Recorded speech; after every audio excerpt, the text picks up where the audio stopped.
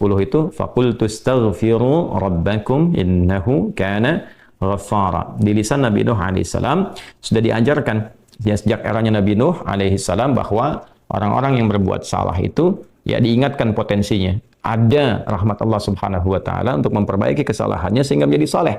Ya, ini satu fitrah. Jadi di setiap era itu selalu percikan rahmat Allah itu diberikan kepada setiap hamba ya melalui utusan-utusan Allah. Di era-eranya ada rasul ya, ada nabi, kemudian rasul nabi berhenti ya dengan hadirnya Nabi Muhammad SAW dan wafatnya beliau, selesai era kenabian, selesai era kerasulan, maka semua petunjuk-petunjuk yang telah sempurna itu diteruskan oleh sahabat beliau dari kalangan ulama. Nanti kalangan ulama ini mengajarkan kepada ulama di generasi selanjutnya, di tabi'in, tabi'ut tabi'un sampai kemudian kepada kita. Ya, ini pakemnya sudah ada. Jadi dalam diri kita ini boleh jadi setiap manusia itu kan tidak ada yang suci.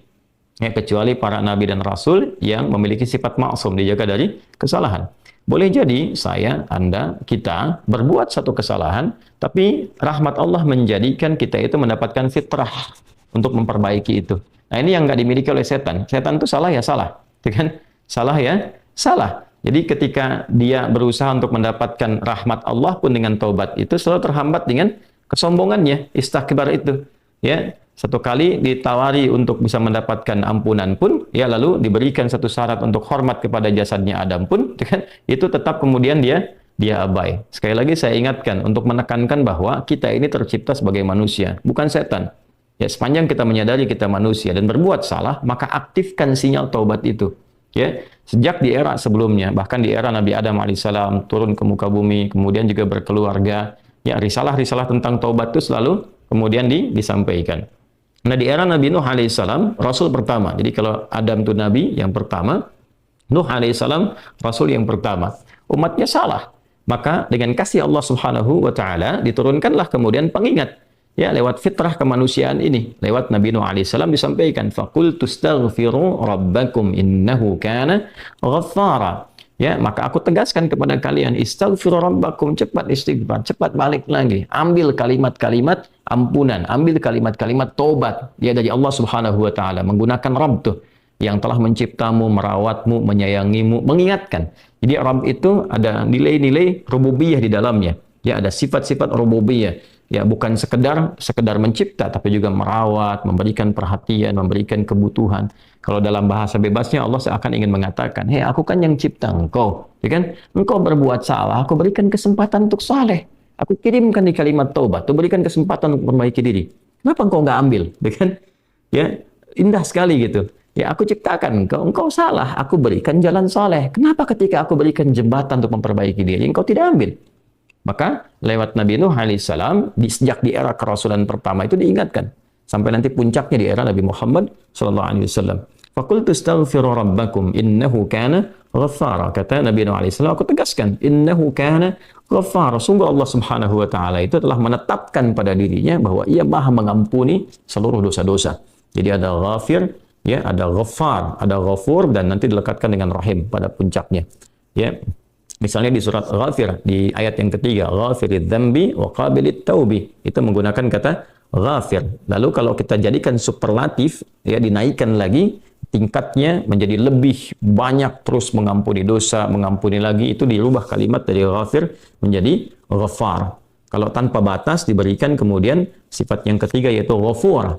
Ya, kalau hamba menyimpulkan apakah memang masih diterima, maka Allah turunkan puncaknya berupa sifat rahmatnya, Rahim. Qul ya ibadiyalladzina asrafu ala anfusihim la taqnatu min rahmatillah. Innallaha yaghfiru dzunuba jami'a. Quran surah ke-39 ayat 53. Balik ke sini. Ya, jadi ini gambaran yang pertama. Sejak di era kenabian turun yang Al-A'raf ayat 23 itu Rabbana zalamna anfusana. Kan Nabi Adam alaihissalam mendapatkan kalimat itu. Lalu di era Nabi Nuh alaihissalam sebagai rasul pertama diingatkan juga dengan potensi sifat-sifat kebaikan ini yang menjadikan manusia tertuntun untuk senantiasa berbuat baik. Lalu apa sifat rahmatnya? Ya, kalau kita kembalikan ke konstruksi Al-Baqarah ayat 37, tadi kan saya katakan di awal ya, Allah menegaskan seorang yang taubat ingin merubah dirinya dari salah menjadi saleh, bukan sekedar dituntun oleh Allah, tapi juga dipercikan kasih sayang Allah kepadanya. Rahmat Allah diberikan. Ya, kembali ke Quran surah kedua ayat 37 itu, fatalaqqa Adamu min rabbih kalimatin fataba alaihi innahu huwat tawwabur rahim. Jadi bukan tawwab saja, tapi rahim juga. Bukan sekedar Allah terima taubatnya, tapi kasih sayang Allah pun diberikan kepadanya. Nah, apa di antara jenis kasih sayang yang Allah berikan kepada seorang hamba yang mau taubat? Ya, maka diteruskan ayatnya sampai 12 di sini. Imam Al-Bukhari menyantumkan di sini sampai ayat 12, yursilis samaa 'alaikum midrara wa yumdidkum bi amwalin wa banina wa yaj'al lakum jannatin wa yaj'al lakum anhara. Allahu akbar. Ya, justru di sini teman-teman sekalian, istighfar itu ya permohonan ampun kepada Allah Subhanahu wa taala, ya, permohonan rahmat Allah Subhanahu wa taala, kembali kepada Allah, mengoneksikan diri kita kepada yang Maha Baik. Itu di antara percikannya adalah mendapatkan lapangan kebaikan. Yursilis samaa 'alaikum bidrara. Ya, walaupun Anda mendapatkan kesulitan dalam berkehidupan, bahkan yang sifatnya luas ya secara sosial. Kalaupun tanahnya gersang, ya, kalaupun kemarau berkepanjangan, itu ternyata dengan satu daerah itu, satu desa itu, satu wilayah itu mengoneksikan diri mereka kepada Allah, beristighfar. Ini faedahnya istighfar. Dengan beristighfar kepada Allah, taubat dari maksiat, ternyata bisa mendatangkan rahmat bukan hanya untuk pribadinya, untuk satu wilayah. Ya, ini pelajaran dari Quran. Ya, Allah akan memberikan kesan begini, jangankan bagi setiap personalnya, setiap orangnya. Ya kan? Ada masalah sekampung pun, contohnya kekeringan misalnya, contohnya kemarau, lalu sekampung itu, ya, atau ada orang-orang soleh di situ yang membiasakan taubat kepada Allah, istighfar kepada Allah, mengoneksikan dirinya kepada Allah, ya kan? Itu luar biasa, percikan rahmat Allah. Ya, apa di antaranya? Yursilis sama ya 'alaikum midrara. Allah memerintahkan kepada langit itu untuk menurunkan hujan. Ya, dengan curah yang memberikan maslahat. Kemudian wa yumdidkum bi amwalin wa banina. Ya, lantas kemudian melapangkan kepada engkau urusan hartamu. Ya, bahkan memberkahi engkau dengan keturunan-keturunan yang baik. Jadi Masya Allah, ya, orang tua yang rajin istighfar, suami yang rajin istighfar, itu ternyata bukan sekedar menjadikan ia mendapatkan penerimaan taubat. Dia berhenti dari perbuatan maksiat, usaha-usaha yang tidak baik, dagang yang tidak benar, itu kan perbuatan curang, ya, perbuatan menipu, perbuatan-perbuatan yang tidak elok, korupsi, jauhi potensi itu. Disogok dia hindari, diajak korupsi dia jauhi dan sebagainya. Lalu konsisten pada kebaikan dan dia isi dengan istighfar. Astaghfirullahalazim, astaghfirullahalazim. Rabbana zalamna anfusana wa illam taghfir lana wa tarhamna lanakunanna minal khasirin. Dia konsisten pada kebaikan itu, wa yumdidkum bi amwal. Allah akan lapangkan dia pada harta-harta yang lebih berkah. Allahu akbar. Ya. Jadi diberikan kelapangan dulu pada dirinya. Kemudian diberkahi hartanya, jadi berapapun yang dia dapatkan, Allah berikan berkah padanya. Sehingga dia merasakan kebahagiaan dengan harta itu. Karena ada orang yang merasa seperti kelihatan banyak, tapi tidak menikmatinya. Ya, baik itu boros, baik itu merasa kayaknya banyak tapi nggak kepake. Ya, barang-barang habis beli ini lagi, tapi memuaskan nafsunya saja. Ya, temannya ngajak begini, dia harus terpaksa beli. Kadang-kadang ngutang, atau mungkin dia dapatkan sesuatu tapi jalan-jalan yang haram, jalan yang salah. Dia tidak menikmatinya, dan ini yang paling bahaya. Ya, ini yang paling bahaya. Lawan lapang kan sempit. Jadi hartanya kayak banyak, tapi menyempitkan kehidupan rumah tangganya. Ya, hubungan suami istri jadi nggak enak, dengan anak jadi nggak nyaman. Itu ciri keberkahan biasanya. Ya, ciri keberkahan yang tidak didapatkan. Jadi kalau berkah itu dapat, walaupun terlihat kuantitasnya nggak sama dengan orang, dia 100 juta, ini 1 juta, tapi kenikmatannya luar biasa. Ya, di rumah ada kebahagiaan, hubungan menjadi nyaman, apa yang ditata itu bermanfaat, yang dimakan menjadi daging, dari daging itu terkonstruksi menjadi pengetahuan, jadi macam-macam, jadi energi, ya energinya dipakai pada kebaikan. Sebaliknya yang terlihat seperti banyak, kayaknya banyak nih, ya, tapi tidak memberikan kebahagiaan. Di rumah nggak bahagia, tidak memberikan dampak energi positif, ke ibadah jadi malas. Ya, itu ciri pertama kalau harta kurang berkah itu, apalagi tidak berkah, itu pasti menurun kesolehannya, meningkat kesalahannya. Pasti itu. Ya, jadi mulai menurun nih, sholat mulai menurun, baca Quran mulai menurun. Nah, kesalahan mulai meningkat. Makan mulai salah, minum mulai salah. Yang tadinya minum yang baik-baik, sekarang minum yang tidak baik dan sebagainya. Nanti kalau sudah begini, pasti hubungan di rumah tangganya pun nggak akan jadi baik gitu. Ya, dan itu akan terbawa dalam kesempitan. Nah, cara untuk mengatasi itu, ini balik ke Quran surah Nuh tadi, di ayat 10 sampai dengan ayat 12. Kalau kita menyadari kemudian itu salah, lantas ingin memperbaiki diri, kembali kepada Allah, perbaiki diri kita, ya, lalu mengingat Allah, menyesali apa yang telah dilakukan, berjanji untuk berbuat baik, itu tidak tanggung apa yang Allah jawab. Ya, Kalaupun ada satu kelapangan yang tidak berkah tadi, diganti oleh Allah, dihilangkan yang kurang baiknya, dilapangkan dengan yang baik-baiknya. Lalu setelah itu dijaga keluarganya. Jadi memberikan kesan bahwa ada hubungan yang korelasi secara langsung antara harta dengan keluarga, dengan anak keturunan. Jadi hati-hati, saya ingatkan kepada para ayah, pada saya pribadi dan kita semua, jangan sampai membawa yang haram ke rumah. Sekali lagi, jangan sampai membawa yang haram ke rumah. Jadi kalau istri sudah memasak itu di dapur, menjadi makanan, dikonsumsi oleh anak-anak jadi daging, ya, dikonsumsi jadi daging nih, itu jadi karakter. Ya itu sudah fitrah, sudah umum begitu. Jadi kalau dia baik, akan membentuk kebaikan. Kalau nggak baik, akan merubah ya, pada keburukan. Kontrolnya susah di situ. Ya, sangat sulit sekali. Nah, caranya tadi kembali kepada Allah, tinggalkan yang kurang baik tadi, nanti Allah rubah. Ya, cara dia mendapatkan harta itu, walaupun awalnya terlihat nggak nyaman, karena kan merubah diri, mengeluarkan yang kotor dulu. Ya, ya kalau terlalu banyak kotoran, mandi kan ya agak cukup pekat tuh mandinya, bersihkan lagi, terasa nggak seperti biasa. Tapi setelah dibersihkan semua jadi enak kan? Nah itulah agama begitu, dibersihkan yang kotor itu kayaknya awalnya nggak enak, tapi kemudian hati jadi lapang. Yang diberikan kelapangan hati dulu. Ya begitu hatinya lapang, baru nanti Allah buka jalan. Ya setelah hatinya lapang, bagus, dan dinilai baik ini punya kemampuan untuk bertindak dan mengelola apa yang didapatkan, dilapangkanlah rezekinya karena dia sudah dinilai pandai untuk mengelolanya. Setelah itu diperbaiki keturunannya. Ya. Wa banina wa yaj'al lakum jannatin wa yaj'al lakum anhara. Bahkan setelah itu dibikin kaya lebih dari sebelumnya.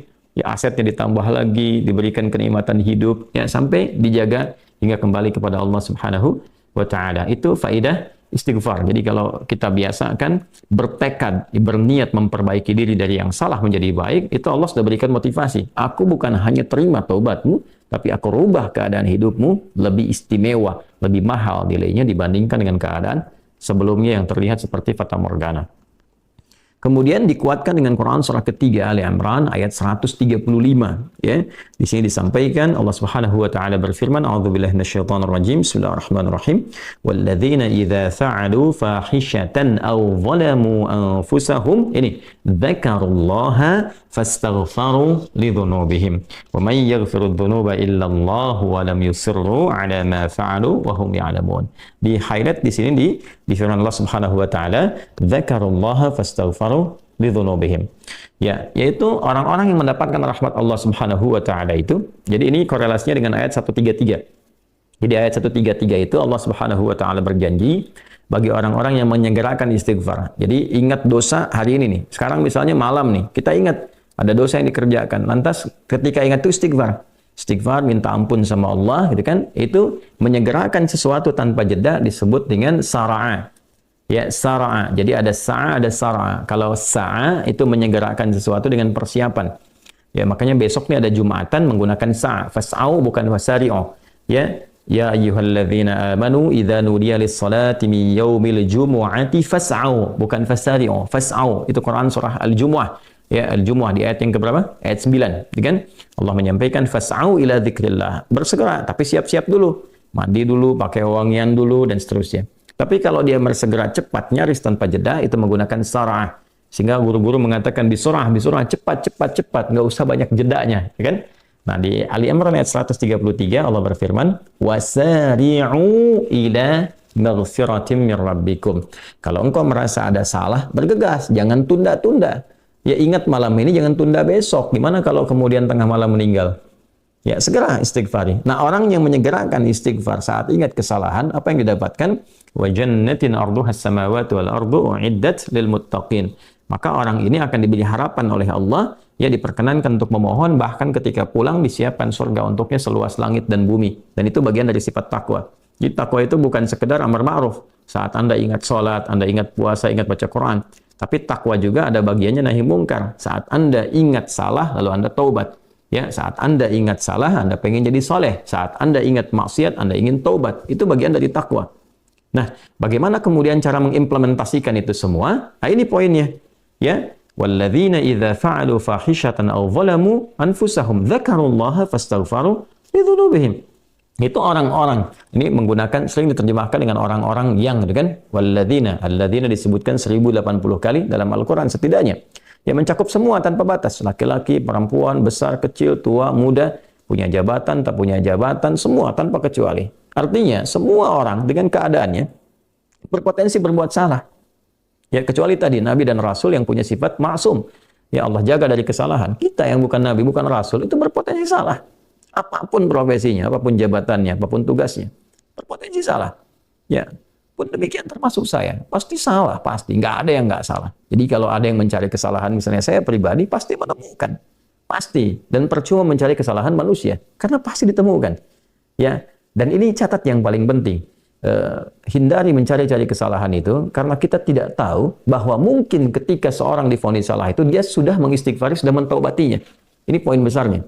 Hati-hati gitu ya, hati-hati. Karena itu Nabi selalu menganjurkan mencari kebaikan orang, menyebutkan, meneladaninya, alih-alih mencari kesalahan seseorang. Ya kenapa? Karena pasti ditemukan. Tapi yang tidak pasti itu, kita nggak bisa memastikan orang itu sudah taubat atau belum.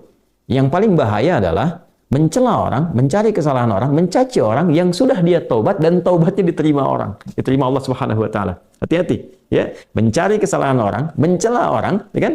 Yang dia sudah mentaubati kesalahannya dan taubatnya diterima oleh Allah Subhanahu wa taala. Allahu akbar. Itu azim, itu hati-hati ya. Ya, sesuatu yang besar sekali dosanya di sisi Allah Subhanahu wa taala. Nah, ini kembali ke sini, ketika seseorang dia sadar berbuat salah, dia salah. Alladzina, semua orang potensi salah. Ya, idza fa'alu fahisyah. Ketika dia berbuat fahisyah. Ya, fahisyah itu pernah saya sampaikan ya, turunannya nanti fahsya namanya. Jadi sifat kesalahan yang muncul dari syahwat. Ya, mohon maaf, zina, pornografi, porno aksi, kata-kata jorok, kata-kata kotor dengan semua bentuknya. Baik itu di media sosial, digital ataupun juga di praktikal yang nampak secara fisik misalnya, itu jelas salah. Jelas dosa. Ya, al-zalamu anfusahum, atau bentuk mungkar, menempatkan suatu bukan pada tempatnya. Ya, mohon maaf, ya, mencuri, merampok, membunuh, ya, korupsi, hoax dan sebagainya, itu zalim, perbuatan zalim. Nah, saat seseorang berpotensi salah, ya, dari fahsya dan mungkarnya, dia berbuat perbuatan dari dorongan syahwatnya atau mungkar, dari keinginan nafsu perut dan akalnya, dia berbuat yang salah, lalu zakarullah, dia ingat Allah. Nah, ini poinnya. Ini menarik sekali nih. Ini menarik sekali. Kok lanjutan ayatnya zakarullah? Bukan dia sadar bahwa dia itu telah berbuat salah. Kenapa zakarullah? Ini poinnya. Ya. Karena Allah ingin selalu menautkan sifat seorang hamba menjadi baik itu dengan rahmatnya. Ini poinnya. Jadi kalau bukan rahmat Allah Subhanahu wa taala, mustahil kita bisa mengarah pada kebaikan. Allahu akbar. Ya, lillah karena Allah. Lillah karena Allah. Ya, jadi orang-orang yang bertaubat dengan merasakan rahmat Allah itu beda. Dengan sekedar dia pengen memperbaiki, lain rasanya, lain. Ya, jadi kalimat zakarullah itu mahal sekali. Jadi ingin memberikan dampak kesadaran kepada kita bahwa Allah tuh nggak ninggalkan kamu. Ya, Allah tahu kamu salah, tapi sepanjang nyawa kamu belum sampai ke kerongkongan, kamu diberi potensi untuk tobat. Ayo tobat. Kan sering saya ungkapkan, Firaun saja, Firaunnya dikirimkan 2 nabi, Musa dan Harun. Ya, sebagai keadilan Allah, kasih Allah dan adilnya untuk memberikan hidayah. Ya, sampai titik puncak kan nyawanya di kerongkongan. Cuman sayang kan dia sendiri yang memilih untuk tidak mengambil hidayah itu. Sampai nyawanya di kerongkongan. Sampai tenggelam itu.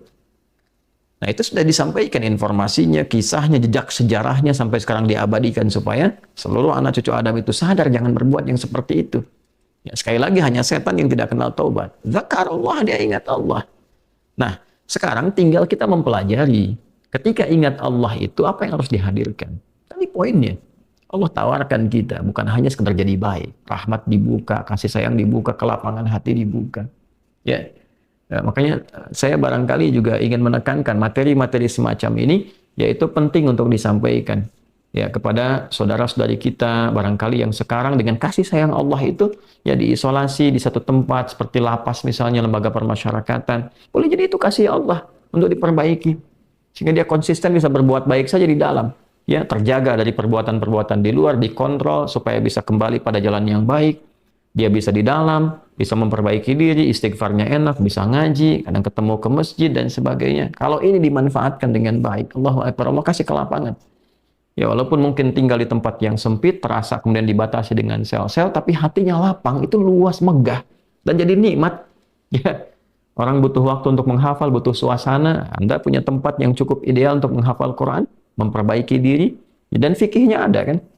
Dan Dan sangat jelas sekali kenapa di antara kisahnya Nabi Yusuf alaihissalam ya diizinkan oleh Allah untuk masuk ke dalam ruang itu untuk memberikan sebuah pencerahan sehingga menemukan modelnya. Ini model orang saleh yang mau jadi saleh. Bahkan setelah itu dia keluar dan diangkat jadi pembantunya raja, kan pada masa itu asisten rumah tangganya raja. Baik gitu. Dari sosok yang salah ya kemudian dia tobat mengambil petunjuk dari Nabi Yusuf alaihissalam, dia berubah jadi orang hebat setelah itu. Ya, jadi asisten rumah tangganya raja. Itu luar biasa gitu. Ya, tapi yang memilih kemudian untuk jalan-jalan keburukan tetap bertahan di dalamnya selesai gitu. Ya, ini tawaran sesuatu yang indah ya. Bahkan ada juga yang terakhir ini yang paling luar biasa. Orang yang sudah mendapatkan ancaman hukuman ya sampai kemudian juga mengakhiri kehidupannya tapi dia mau bertobat. Ya, maka dia bisa mengakhiri kehidupannya itu dengan apa yang telah ditetapkan misalnya. Kan kita nggak tahu garis takdir itu bagaimana. Ya, wallahu alam, tiba kemudian manusia memberikan hukuman tapi Allah dengan kehendaknya merubah itu semua, bisa berubah ya. Tapi kemudian kalau itu bersamaan dengan takdir yang telah Allah tetapkan, dia menjadi baik. Jadi di Islam itu selalu ada solusi dan pedomannya mengantarkan pada kebahagiaan. Itu poin tertinggi.